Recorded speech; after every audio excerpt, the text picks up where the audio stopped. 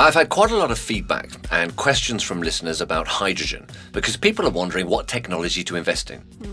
Offers are multiplying and we don't know what type of motorization will be allowed in cities in the coming years.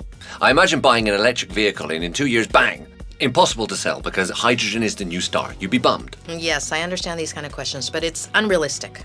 First, because hydrogen is already in use in the field of commercial vehicles. It's convenient, you can travel long distances, and the space on board is preserved. For my part, I've read that hydrogen stations are rare because infrastructures are extremely expensive. That's why we only find them around major logistics hubs for transport professionals. In fact, the network of electric charging stations is much easier to deploy and will therefore grow very quickly. Oh my, you really do master your subject, my friend. Go ahead, you're laughing there.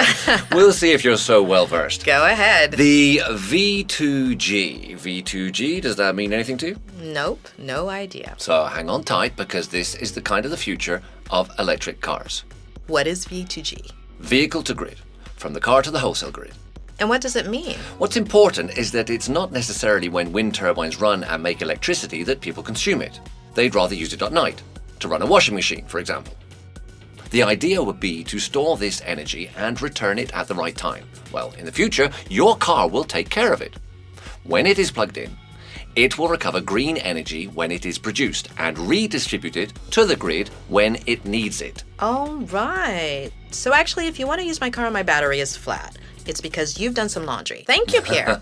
Not at all. Everything will be calculated so that you always have enough energy left. Well, I have no words. You amaze me.